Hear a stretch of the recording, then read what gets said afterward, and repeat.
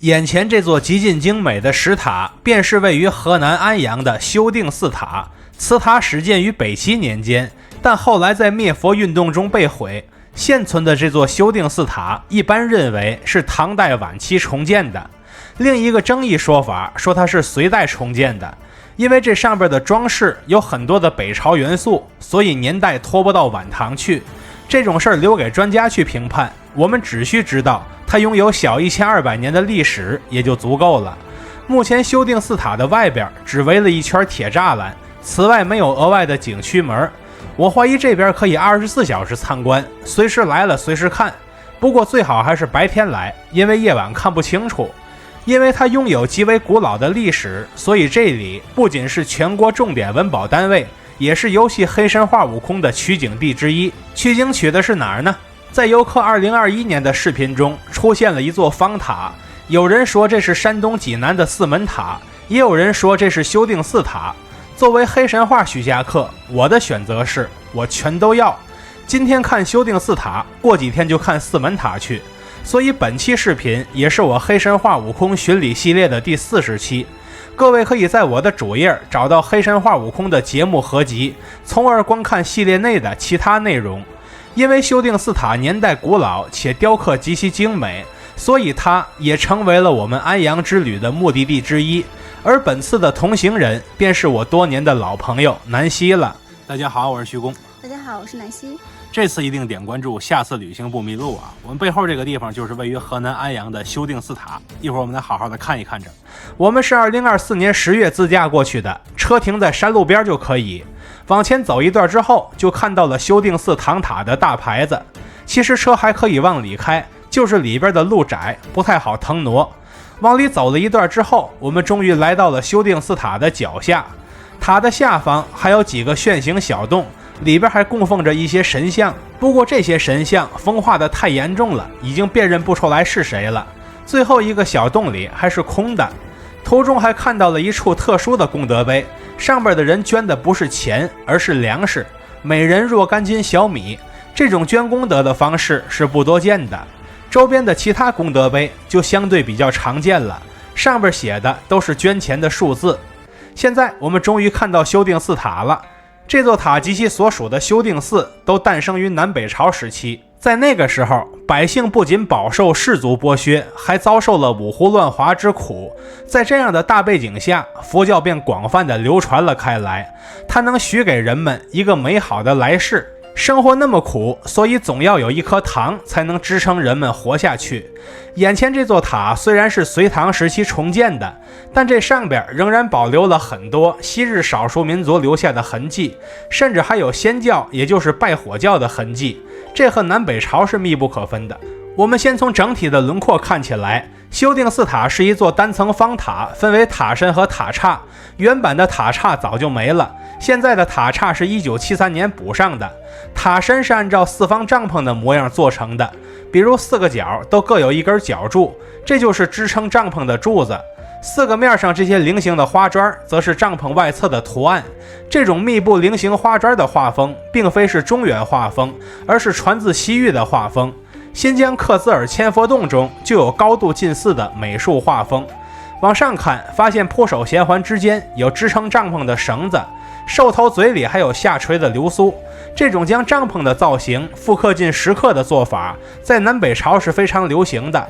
在天水麦积山石窟里，这种样式的佛龛太多了，而兽头之间的人物便是扛梁的力士，这就是帐篷建筑化之后所采用的装饰元素。至于这上边的菱形砖，则一共有3700多块，分119种，可以说是细节满满。下面我们随机选一面墙来看它的细节，其中腾云的仙人被修定寺塔报告称为道人，他不仅胡子很长，而且五官非常立体，这是胡人老者的相貌特征。此外，他的衣服还是包衣博带式，很明显是继承自南北朝的画风。与老者相对的，衣服穿得很简单的这位是捧摩尼宝珠童子，他的背景是云纹，说明这位也是一位腾云驾雾的仙人。老者斜下方的像是比较好认的，这大象的背上没有驮着瓶子，而是驮着一颗火焰摩尼宝珠，而且这象单面的牙齿是3根，所以它其实是6牙白象。老者外侧那些做出高难度姿势的都是胡腾舞者，胡腾舞是一种西域传来的舞蹈，跳舞的这些人也都是胡人，相貌则是高鼻深目，外加大胡子，他们穿的衣服也是窄袖锦衣，这就是行动轻便的胡服。现在我们换一面墙，就又能看到很多新的元素。这边最抢眼的是身穿重甲的武士，他们都是头戴兜鍪，身穿鱼鳞状铠甲，且一直保护到脚踝，双手则各拿一把兵器，堪称是武装到了牙齿。武士旁边的人物是侍女，其头梳高髻，面带微笑，身穿广袖长裙，双手将丝带捂了起来，人则在空中腾云驾雾。武士另一边的人物是天王，造型也是雄壮的男性形象。怎么区分天王和武士呢？这个很简单，早期天王是由踏轨的镇墓俑演变而来的，天水城际博物馆的镇墓俑也是近似的姿势，明显就能看出一脉相承的痕迹。这个姿势就是早期天王的特征。再往左看，这个身体弯成 V 字形的是飞天，这是佛教艺术中的常见形象，其头戴发髻，全身丝带都往上飞舞。看来在仙界，牛顿已经说了不算了。